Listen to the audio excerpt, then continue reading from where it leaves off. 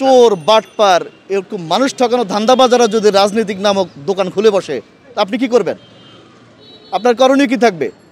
সে যেখানে যাবে, যে অবস্থা যা কিছু করতে যাবে, তাকে প্রতিহত করা হলে কি একটা সাধারণ মানুষের দায়িত্ব কর্তব্য।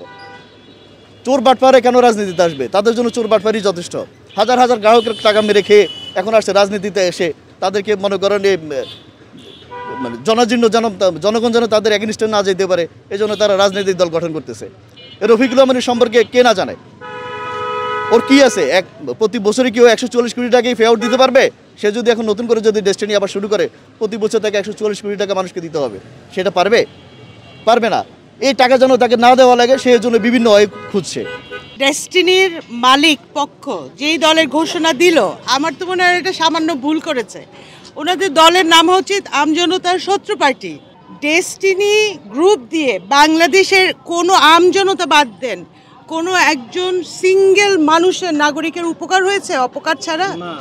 এই জুলাইয়ের পরবর্তী বাদ দেন আমার দলের কথা, আমার দেশের কথায় আসেন। এই দেশে কি আমরা এই কালো টাকার মালিক, এই চোর ডাকাত, এদেরকে আমাদের রাজনৈতিক নিবন্ধন দেওয়ার কথা ছিল? এগুলো কি বাস্তবায়ন করা যাবে? আমি অনেক ভুক্তভোগী এবং অনেক অত্যাচারিত, বাড়ি ঘরে থাকতে পারিনি। আমার আন্ডারে অনেক গ্রাহক ছিল, সবাই এখানে মাল্টি পারপাসে বিনিয়োগ করছে। তাদের টাকা ফেরত না দিয়ে উনি জেলে চলে গেল, হাসিনা সরকার ওনাকে জেলে নিয়ে গেল। তো জেলে যাওয়ার পরে শুধু আশা দিছে যে আমি বের হইলেই তোমাদের টাকা দিব, তোমাদের টাকা দিব, তোমাদের টাকা দিব। কিন্তু উনি বের হওয়ার পরে ওনার সাথে আমরা দেখা করি, কথা বলি, উনি বলছে আগে তোমাদের টাকা ফেরত দিয়ে পরে আমি যা করার করব। কিন্তু উনি আমাদের টাকা ফেরত দেওয়ার ব্যবস্থা না করে উনি আজকে বনানী শেরাটনে লক্ষ লক্ষ টাকা খরচ করে আমাদেরকে টাকা না দিয়ে আমরা ক্ষতিগ্রস্ত, আমাদের খোঁজখবর না রেখে উনি দল ঘোষণা করে। এটার জন্যই আমি এখানে আসছি, যেন নির্বাচন কমিশন থেকে আমাদের টাকা ফেরত না দেওয়ার আগ পর্যন্ত কোনো ধরনের নিবন্ধন দেওয়া না হয়। আমি ডেস্টিনি একজন বিনিয়োগকারী। এই প্রতিষ্ঠানে 8.5 লক্ষ লোক থেকে বিনিয়োগ সংগ্রহ করা হয়েছে, তার মধ্যে আমার 5 লক্ষ টাকা ব্যক্তিগতভাবে এবং আমার পরিবারের 27 লক্ষ টাকা। এই প্রতিষ্ঠানকে ব্যবহার করে রফিকুল আমিন 3400 কোটি টাকা সংগ্রহ করেছে। আজকে এই প্রতিষ্ঠানের মাত্র সম্পদ আছে 224 কোটি টাকা এবং ব্যাংকের স্থিতি আছে মাত্র 34 লক্ষ টাকা।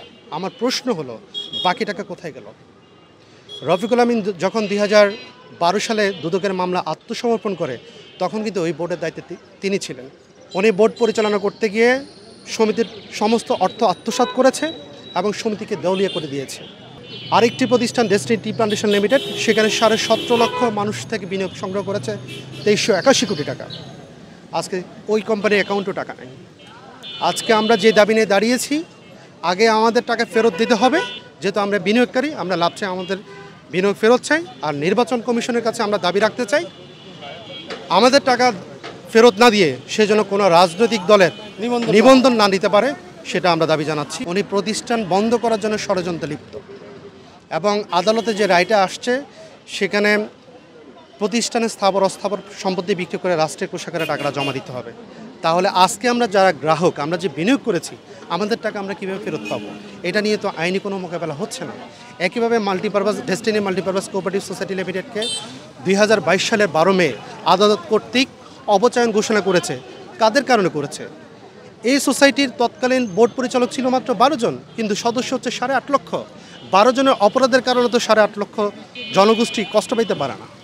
আজকে তাদের স্বপ্নের প্রতিষ্ঠানকে অবচয়ন ঘোষণা করেছে, কিন্তু যেখানে অবচয়নের রায় এখনও চলমান, সেখানে এই চলতি মাসের 7 তারিখে একটা অবৈধ ইলেকশন করে রফিকুল আমিনের সিন্ডিকেটের কিছু লোককে দিয়ে ডেস্টিনি মাল্টিপারপাসের বোর্ড গঠন করেছে, যেটা সবাই আইনের 53 দ্বারা ভায়োলেট করেছে আমি মনে করি।